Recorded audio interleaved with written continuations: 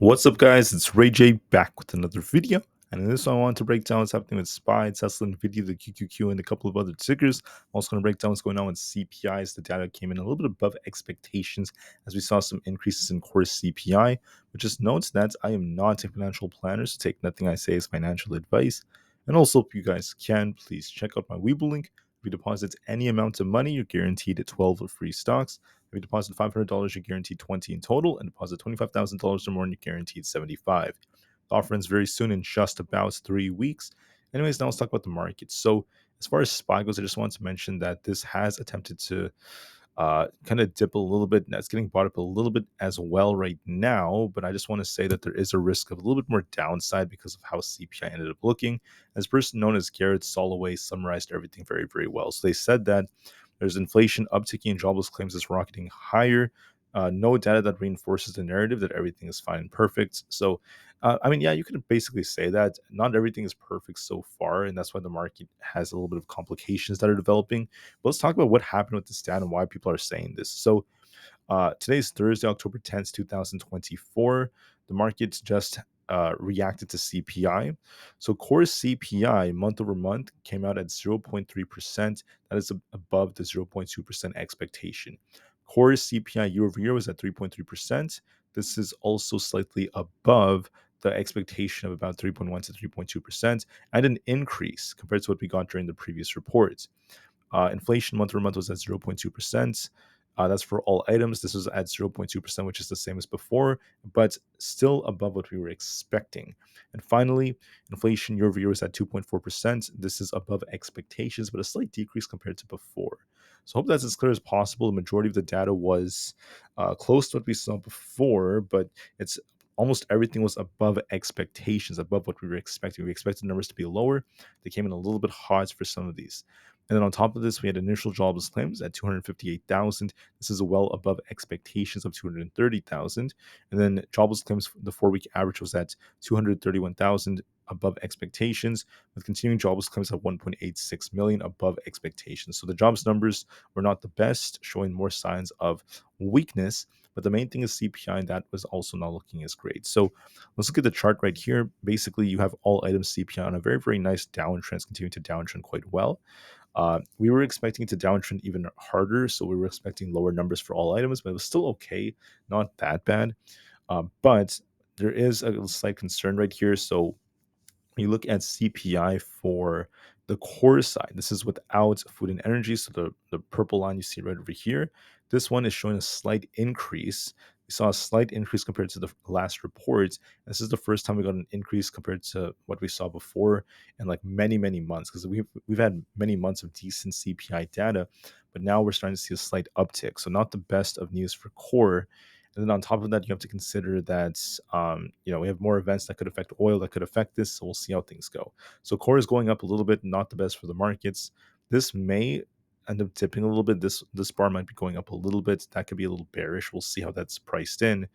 As far as earnings goes, I just want to mention there's not really much coming out. We do have JP Morgan Chase, Wells Fargo, and BlackRock on Friday, though. And then for data about the markets, CPI has caused an interesting move. There is more data about CPI. You guys can actually see specific numbers here about how like food and things affected us, but I'm not going to go over everything in this video. Just want to keep this out, maybe go over that later on. And then on top of this, there's still reactions to the FOMC minutes. Right now, the market has a different view because CPI is the latest thing that's affecting us, so we're more focused on that now. So I just wanted to focus on that. But there's not really much else that's coming out.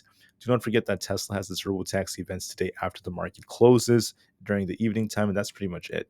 So anyways, let's talk about the market. What do I see at least from here? So I want to say that there is a risk of SPY tipping lower, but we could start off with a little bit of a pop for them to grab some liquidity in the 576s. And I do see a risk of eventually making our way down to about 573. So watch for that very carefully. That's what my view is. Watch 576's resistance followed by the 577 area, which is close to the new all-time high. If we break that, we're looking for 578. I don't think we're going to just break all-time highs today. It's a little bit less likely. We might actually just make a lower high, then start dipping lower. If we lose 575, I think we dip all the way down to 573, closer to our 4-hour 20 EMA. So look for a little bit of a pop and then a drop after that as the most likely move. For ES, we could be dipping as well. We're looking at 58.40 is our resistance, and then there's a risk of us coming all the way down lower.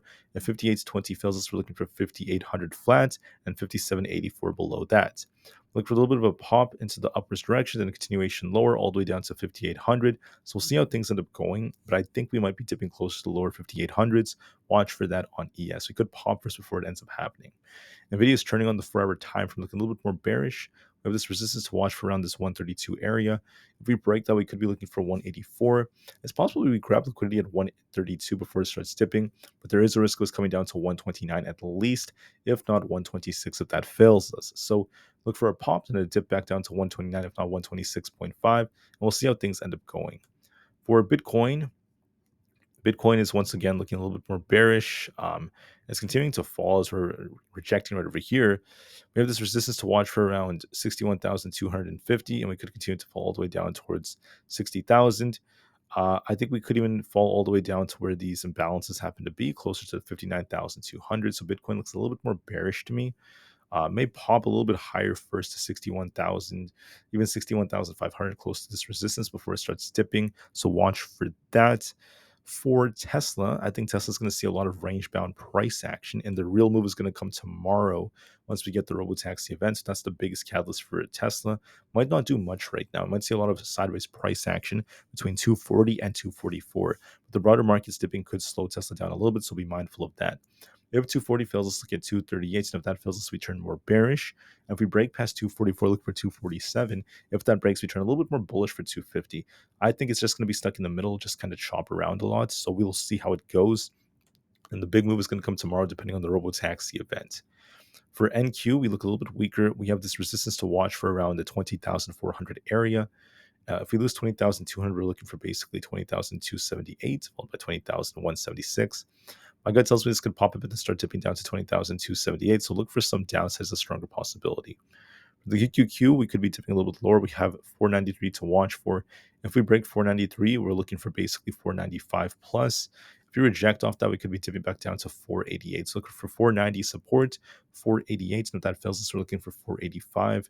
We could pop a bit to the 492 area, then start dipping back down to about 488 as the most likely case. So be mindful of that. There's still a risk of some downside. Apple's dipping a little bit. We could retest 228 and start dipping all the way down to about 226.2. If that fails us, we're going to be looking for a bigger decline to like the 224s. But as of right now, that's what I'm seeing for the chart. For the IWM Russell 2000, we are looking a little bit more bearish. If 215 fails us, we're looking for 212. We could pop a little bit and then continue lower, but look for that gap all the way down to 212 if 215 fails us. So look for a little bit more downside, and then we'll see how it holds. For coin, we're just barely holding 166. If that structure fails us, we're looking for 163. Look at resistance at 169. This is favoring that wants to come down to 163.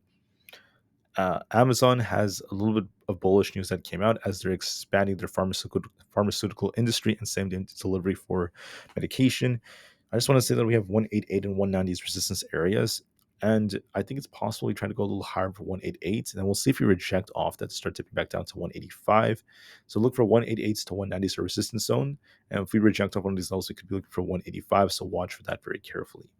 For Meta, if Meta loses 587, we're looking for a dip back down towards 582 and then 576 below that. So we're barely holding 587. If it does hold that, we could rebound a bit. So it's possibly rebound a bit before we start dipping lower, all the way down to about 582. So give it some time. Microsoft is rejecting off its 50 EMA around the 420 area. If we don't hold above 416, we're at risk of dipping to 414 and eventually down to these lower levels. If we break past 416, we're going to be trying to pop. So this is looking a little bit more bearish. We could be dipping even lower. So give this the time it needs. For Google is making lower highs, rejecting right over here. We have 164 as our resistance, and we continue to fall. We're looking for basically 161, then eventually 160.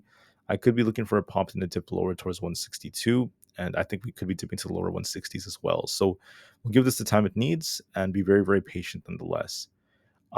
So as far as SPY in the market goes, there is a risk of downside. We might pop a bit in the during open, but there is that risk of us eventually coming down to those lower supports like 573. So be very mindful of that because of the fact that CPI was not the best. Once again, CPI was showing signs of a slight increase for core. Core did go up compared to what we saw last month. And then I also want to mention that all the data was basically above what we were expecting, so not the best of news. The market's reaction may take some time to pan out, so be very patient with the way the market's moving. With that being said, I just want to say I really appreciate you guys so much for listening. So have a great day, guys. I'll see you guys in a couple of hours for another update. Until then, stay safe out there, stay patient with the way the market moves, and peace out.